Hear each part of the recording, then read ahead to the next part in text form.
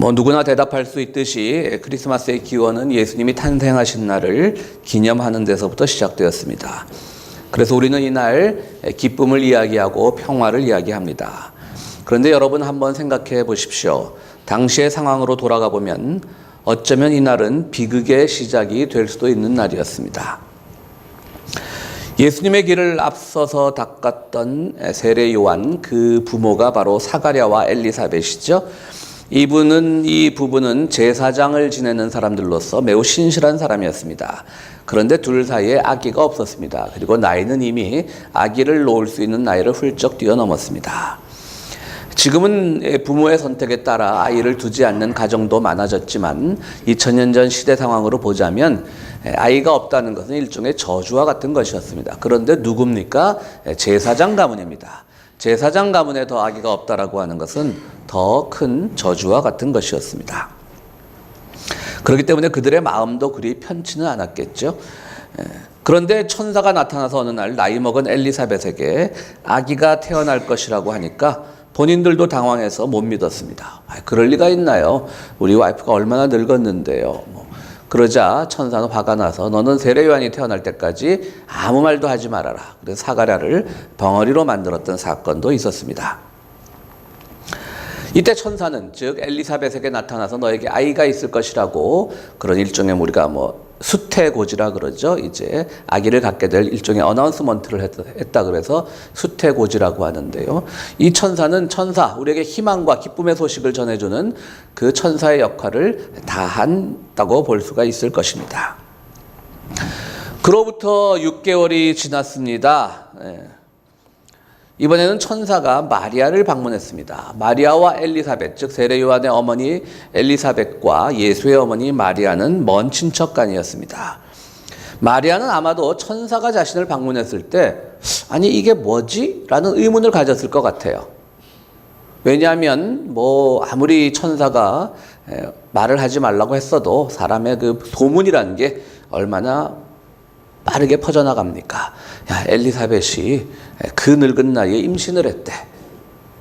근데 천사가 와서 그걸 가르쳐줬다네. 아마 말이 꼬리를 물고 마리아에게도 전해졌을 것입니다. 그 소문을 익히 알고 있던 마리아에게 천사가 나타났을 때 마리아는 무척 당황했을 겁니다. 왜냐하면 자신에게는 자신 아직 정혼한 남자가 있긴 했지만 그렇다라고 해서 남자를 알지 못했는데 아기가 생기리라고 생각도 하지 않았을 터인데 천사가 나한테 왜 왔지? 지 옆집에 사는 사람한테 갈 걸 잘못 왔나? 이런 생각을 많이 했을 것 같아요.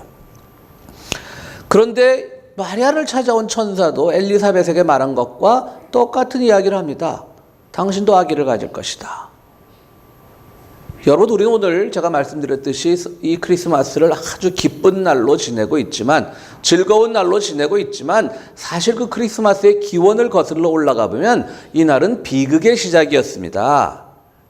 지금도 마찬가지일 터인데 2000년 전 그 옛날에 결혼하지 않은 여인이 아기를 가졌다라고 하는 것은 누가 봐도 정상적이 아니라고 볼 수밖에 없는 그런 상황이었을 거고요. 특별히 그 여인에게는 누구보다도 더욱더 억울한 일이 아닐 수 없습니다. 우리가 오늘 정말 즐겁고 편하게 주님 탄생하심을 축하합니다. 오늘은 기쁘고 행복한 날입니다. 라고 하지만 그때 천사로부터 당신 몸에 아기가 생겨났다라는 말을 들었을 때 그 마리아의 기분을 한번 상상해 보십시오. 이거는 비극이고요. 더 극단적으로 얘기하면 하나님의 폭력입니다. 그죠? 내가 왜 아기를 가져야 되는데? 나 바란 적도 없어요, 아직. 그런데 천사는 정말 온갖 예언과 믿지 않는 사람이 보면 이건 일종의 가문이설이라고 할 수 있겠죠. 그 아이는 보통 아기가 아니라 세상을 구원할 아기고 정말 세상의 모든 죄를 다 대신할 아이고 세상의 왕이 될 아이고 아무리 그렇게 가문이설로 꿰어도 말의 그 대응이 쉽지는 않았을 겁니다. 불쾌했을 겁니다. 이게 뭐지? 그로 당혹했을 겁니다. 사람들이 수군거릴 그 뒷이야기도 매우 두려웠을 겁니다. 그런데 이런 청천벽력 같은 선포 앞에서 마리아는 얼마나 겁이 나고 힘들었겠습니까? 그러나 마리아는 그것을 받아들이기로 작정을 하고 결국은 그 아이를 위해서 함께 그 고통의 시간을 이겨내기로 합니다. 마리아 입장에서 보면요, 사람들이 너 어떻게 아기를 가졌는데? 라고 하면 나도 엘리사벳에게 갔던 그 천사가 와서 나에게 아기가 있을 것이라고 얘기해 줬어 라고 말을 할 때 사람들이 어떤 반응을 보일까요? 정말 웃기고 있네. 자기가 무슨 제사장 가문이라도 돼? 제사장 가문인 그 사가랴과 엘리사벳은 제사장이기 때문에 뭐 천사가 왔다 이러면은 뭐 좀 믿어줄 만한데 당신은 뭔데? 정말 제사장도 아니고 어떤 권력자도 아닌데 무슨 서기관도 아닌데 바리새인도 아닌데 뭐 천사가 오고 그래? 라고 하는 그런 수군거림도 분명히 있었을 것입니다. 그렇습니다. 차라리 약혼한 남자를 두고 다른 남자의 아이를 가졌다라는 그 비난만 생각하면 오히려 견디기 쉬울지도 모릅니다. 에이, 여자가 저렇게 정숙치 못하기는 쯧쯧쯧. 그때 비난은 한 가지로 축약이 됩니다. 그런데 이런 경우는 정말 그것보다 더 큰 비난이라고 할 수가 있는 겁니다. 우리가 오늘 성경을 믿고 고백하기 때문에 그것이 성령에 의한 잉태라고 그렇게 알고 있지만 그 당시 상황에서는 뭐 그때 지금 우리가 읽는 누가복음이 있지도 않았고요. 누가 그 말을 곧이곧대로 믿겠습니까? 우리가 믿는 기쁨의 날로 생각하는 이 성탄절 크리스마스는 바로 이렇게 시작합니다. 여기서부터 시작합니다. 더 극단적으로 말하면 한 여성에 대한 인권 침해로부터 시작하는 겁니다. 하나님은 한 여성, 마리아라고 하는 한 여성의 인권을 세상을 구원할 구세주의 탄생이라는 그 말로 심하게 침해했던 것이 사실입니다. 그런데 여기서부터 시작된 성탄절을 우리가 왜 기념할까요? 저는 오늘 이 어떻게 보면 비극의 시원이 될 수 있는 이 성탄절에 주는 메시지를 이 본문으로부터 세 가지로 찾아보려고 합니다. 첫 번째 성탄절이 주는 메시지는 그들 모두가 희생자가 되기를 거부했다는 사실로부터 발견해야 됩니다. 마리아는 이 청천벽력과 같은 천사의 그 선포에 대해서 희생자가 되기를 거부합니다. 그것은 그 예언을 거절했다는 뜻이 아닙니다. 이것은 분명히 사회로부터 비난받고 사회로부터 손가락질 받는 그런 예언이었지만 다시 말해서 내 팔자가 왜 이래? 내가 무슨 죄를 졌길래? 라고 반응하는 것이 아니라 그렇게 함으로써 정말 수동적이고 슬픔에 가득 차고 운명적으로 성령이란 이름으로 임신할 수밖에 없었던 그 신세를 한탄하는 그 희생자로서의 여인이 아니라 더욱더 과감하게 그녀의 인생을 살아나가기로 다짐하는 겁니다. 그래서 이 모욕적인 상황에서요, 마리아는 그 모든 것을 하나님의 뜻으로 받아들이려고 합니다. 미국의 유명한 여성신학자 제인 쉐버그라는 사람의 말에 따르면 이분은 초대교회가 너무 마리아를 성령 임신만을 강조해서 신비화하였다라고 비난합니다. 성령 임신 물론 신비로운 사건이지만요, 마리아는 여기서 그 신비에 머물지 않고 적극적으로 내가 이렇게 사회의 모든 비난의 희생자가 되지 않고 내 인생을 살아가겠다라고 하는 희생자가 되기를 거부하는 데서부터 시작되었다라고 마리아를 칭송합니다. 오히려 초대교회가 남성 중심의 교황제도 이 제도로 굳어지면서 마리아의 역할이 점점 축소되었던 것이지 마리아는 어찌 보면 초대교회의 위대한 여성 지도자였던 겁니다. 희생자가 되기를 거부한다는 것은 무슨 의미입니까? 오늘 우리는 살아가면서 여전히 이렇게 마리아가 겪었던 것처럼 희생자가 될 수밖에 없는 상황에 처하게 됩니다. 내가 무슨 죄를 저질렀길래, 내가 무슨 잘못을 했길래, 내가 도대체 하나님을 얼마나 잘 믿었는데 나에게 다가오는 일은 늘 어렵고 힘들고 사업에 실패하고 병들고 자녀는 내 뜻대로 커주지 않고 우리 평화의 교회는 얼마나 했는데 이렇게 성장하지도 않고 우리가 늘 이렇게 희생자로서만 생각을 하게 되면요, 성탄절의 의미를 모르는 겁니다. 우리 희생자가 아닙니다. 피해자가 아닙니다. 나에게 다가오는 모든 상황을 적극적으로 헤쳐나가야 되는 겁니다. 고난이 온다면 그 고난의 의미가 무엇인지를 알아야 되는 것이고요. 그것을 통해서 우리는 그것을 기쁨으로 받아들여야 되는 것입니다. 이 말도 안 되는 상황 속에서 우리는 정말 여기서 어떤 의미가 있는지를 생각해야 되는 겁니다. 그런 점에서의 성탄절은 역설적으로 우리가 처한 모든 상황은요, 사실은 하나님이 만든 겁니다. 남성을 알지 못하는 한 여성이 아기를 갖게 된 것도 하나님이 만든 말도 안 되는 상황입니다. 그것을 기쁨으로 바꾸어 놓은 게 누굽니까? 바로 마리아입니다. 오늘 우리가 살아가면서 말도 안 되는 상황을 처할 때 우리 스스로에게 그걸 기쁨으로 만들려고, 소망으로 변화시키려고 우리에게 주어진 것이 바로 우리가 믿음으로 연단되는 과정인 겁니다. 그런데 사람들은 신앙생활하면서 잘못하죠. 자기 욕망에 따라서 막 비즈니스 키웁니다. 자기 욕망에 따라서 뭐 하고 싶은 거 다 합니다. 그래놓고 안 되면 하나님 탓합니다. 그죠? 자신의 잘못은 자신들이 해놓고, 그 이민 와서 참 우리가 그 영주권이 뭐라고 그거 따려고 막 애들 많이 쓰시잖아요.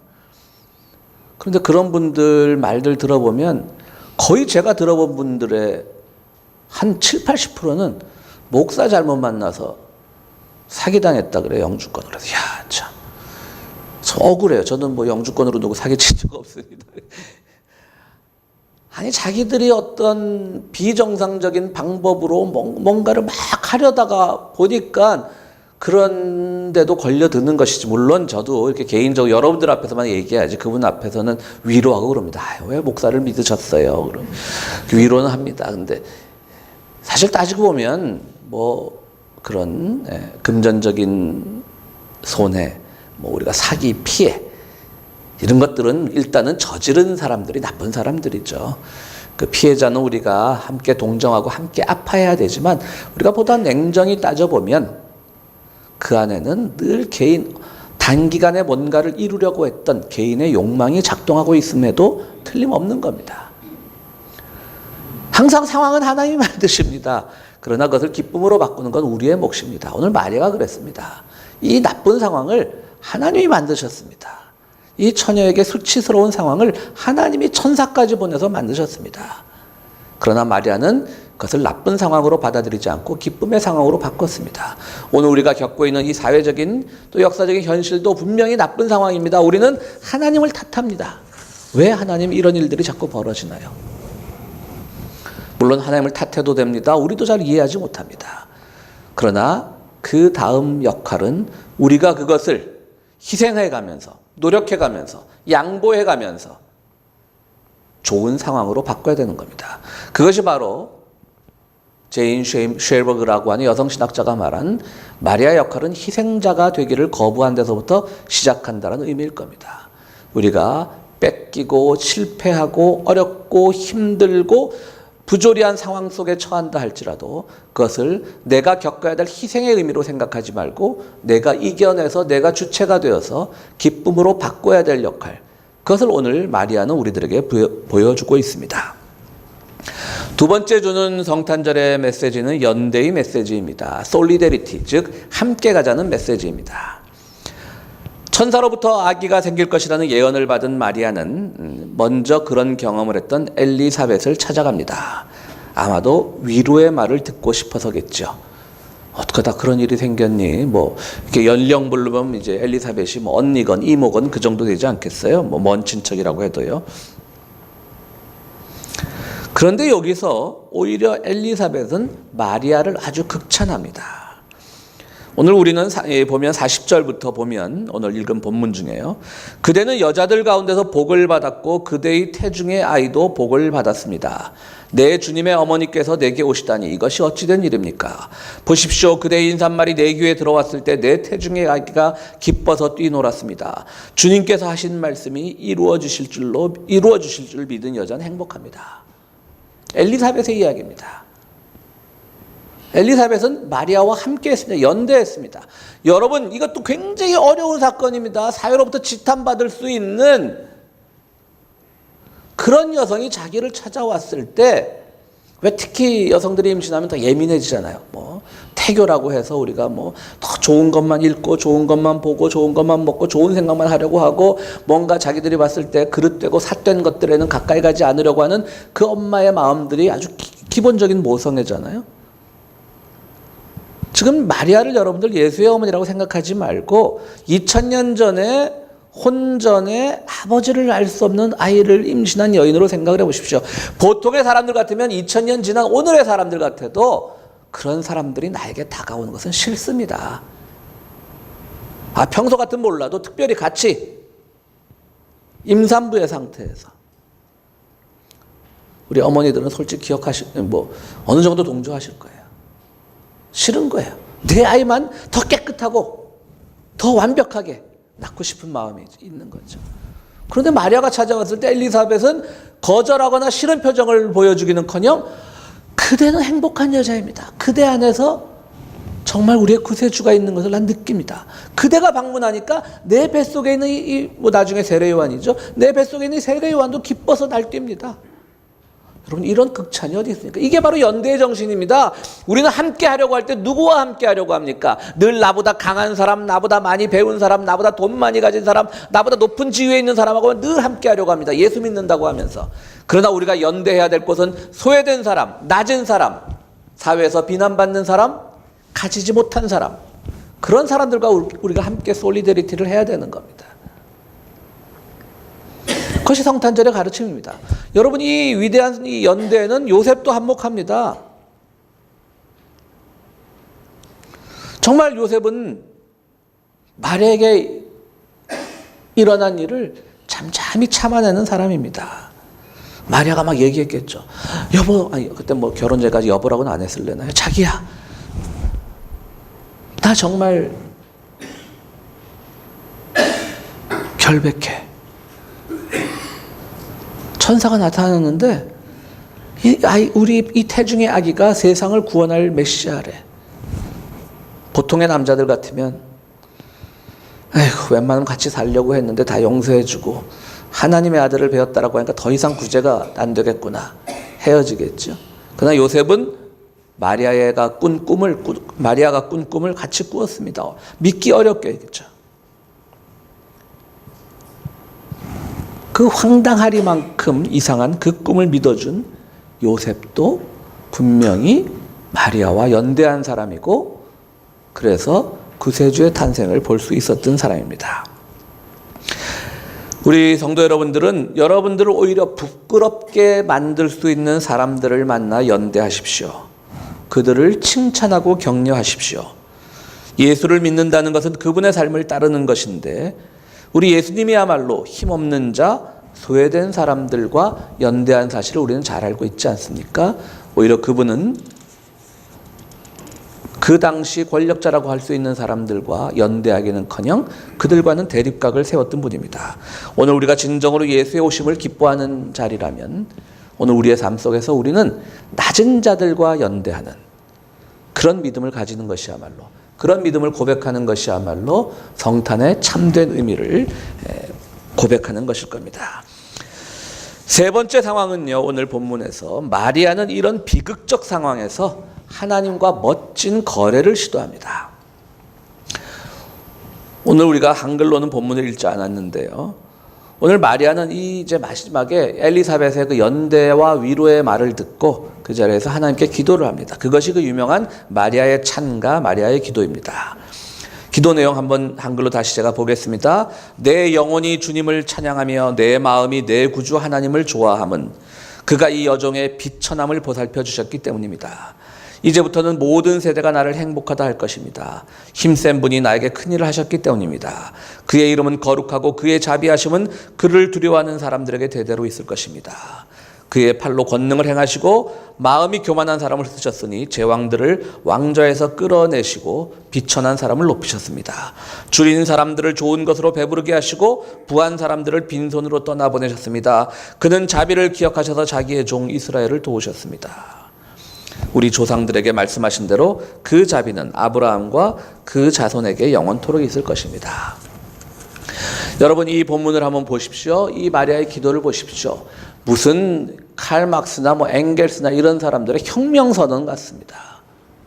부유한 사람들의 모든 것을 뺏으시고 가난한 자들을 먹이시고 잘못된 왕을 그 자리에서 끌어내리시고, 굉장히 아주 파격적인 기도 아닙니까? 저는 한국의 이런 보수적인 그 목사들이 이 본문을 가지고 어떻게 설교할까 참 궁금해요. 잘 안 할 것 같아요. 피해갈 것 같아요. 이거 완전히 무슨 정말 혁명선언입니다.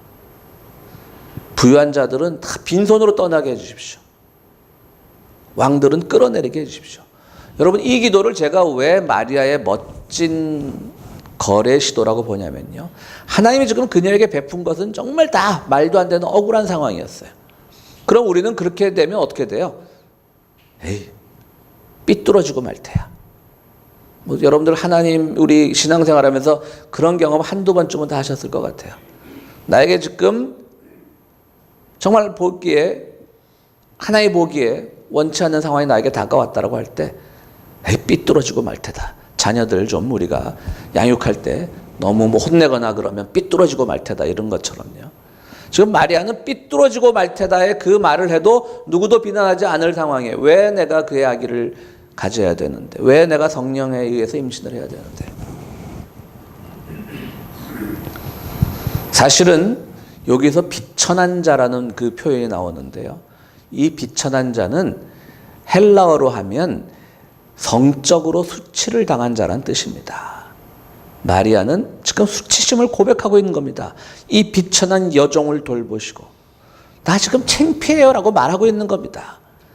아무리 천사를 통해서 나에게 가모니설로 세상을 구원할 아기가 내 뱃속에 있다라고 해도 나 지금 창피하거든요, 이 말하는 겁니다. 그런데 그 창피하기 때문에 하나님 정말 나 정말 당신 앞으로 거래 안 할래, 이게 아니라 여기서 나를 그렇게 창피를 줬으면 당신도 할 수 있는 최대한의 일을 해봐라.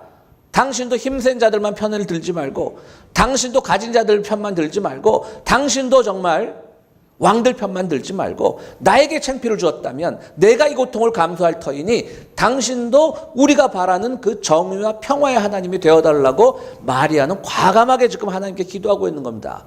놀랍지 않습니까, 여러분? 바로 우리의 신앙생활도 이와 같이 되어야 될 거라고 생각을 합니다. 우리가 견디기 힘든 상황을 처했을 때, 주님 저 견디기 힘들어요, 나한테 좀 더 주세요, 더 채워주세요, 이런 기도가 아니라 나를 이렇게, 내가 그렇게 하나님한테 무엇 잘못을 했다고 이렇게 날 견디기 힘들게 해주셨으면 내가 감수할 터이니 하나님께서도 이 사회 모든 견디기 힘든 자들에게 더 큰 힘을 주시고 소망을 주시고 용기를 주시고 그렇게 해주세요. 지금 내가 마음 같아서는 지금 내가 겪은 이 견디기 힘든 상황을 요거만 해소해달라고, 요거만 극복해달라고 기도하고 싶지만 나 그렇게 기도하지 않겠습니다. 저도 양보 많이 했습니다, 이 뜻이에요. 그러니까 하나님께서도 우리에게 더욱더 큰 확신을 주십시오. 세상에 정의를 세워주시고 평화를 세워주시고 약한 자들을 위해 베풀어 주시고 불의한 권력자들과 불의한 재력가들을 빈손으로 이 땅에서 떠나게 해주시고, 이런 기도를 2000년 전에 한 시골 여인이 하는 겁니다. 그래서 오늘 제가 설교 제목을 좀 길게 잡았어요. 천사가 일방적 선포를 한 거예요. 무슨 논문 제목 같죠, 설교 제목이. 일방적 선포에 대한 마리아의 대응 방법. 일방적 선포로 하면 우리 성도님들이 여전히 겪게 될, 믿는 사람에도 불구하고 여전히 겪게 될 그런 어렵고 힘든 상황을 말할 겁니다. 그러나 거기서 대응하는 우리의 방법은 나 힘들어요 하고 신경질 내는 것이 아니라, 더 주세요라고 욕망하는 것이 아니라, 정 그렇다면 하나님께서도 희생하셔서 정의를 세우는 모습을 보여주세요라고 기도하는 겁니다. 사랑하는 평화의 교회 성도 여러분, 성탄절은 물론 기쁜 날입니다. 즐거운 날입니다. 그래서 오늘 우리는 오후에 파티도 하고 함께 즐거움을 나눕니다. 그러나 그 기원에는 바로 한 결혼하지 않은 여성에 대한 천사의 인권 침해, 여성 인권 침해로부터 시작한 날이기도 합니다. 그런데 그 인권 침해를 당했던 여성은 그것을 자기의 어떤 희생자 모드로 끌고 간 것이 아니라 그것을 통해서 강인한 여성이 되었고 혁명적 여성이 되었고 나눌 줄 아는 여성이 되었습니다. 그리고 그 마리아라고 하는 여성이 그렇게 위대한 여성으로 성장하기까지 요셉, 엘리사벳과 같은 또 수많은 격려와 위로와 연대의 손길들이 있었습니다. 우리 모두 오늘 성탄절을 기쁨으로 맞이하면서 또 새해 우리가 항상 소망된 일만, 우리가 바라는 대로 일만 일어나면 좋겠지만 그렇지 못한 일이 일어날지라도 그 안에서 하나님과 정말 멋진 거래를 시도하면서 더 큰 세상, 더 좋은 세상, 더 아름다운 세상을 위해서 기도하는 우리 성도님들이 되시기를 간절히 바랍니다. 우리 함께 기도하시겠습니다.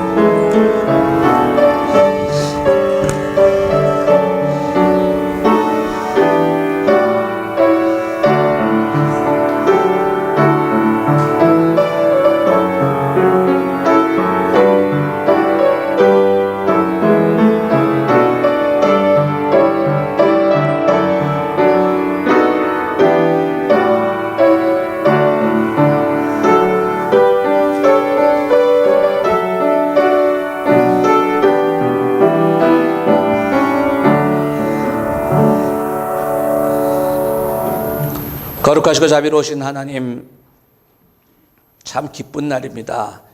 참 즐거운 날입니다. 주님께서 우리를 구원하시기 위하여 이 땅에 오신 날이기도 합니다. 그러나 이 날이 있기까지 마리아가 겪었을 심적인 고통과 그 수치심, 우리는 잊고 지날 때가 많이 있습니다. 그러나 참 예수의 어머니답게 마리아는 그 모든 수치심과 견디기 어려운 상황을 극복하고 하나님으로부터 약속을 얻어내기까지 한 귀한 인물임을 봅니다. 오늘 우리가 세상을 살아가면서 처하는 어려운 상황에서 나 개인을 위한 상황의 극복만이 우리의 기도 제목이 되지 않게 도와주시고, 그럴수록 내가 왜 이렇게 살아가야 하는지, 왜 우리 세상은 여전히 부조리가 만연한지, 그것을 위하여 기도하는 우리들이 될 수 있도록 주여 도와주시옵소서.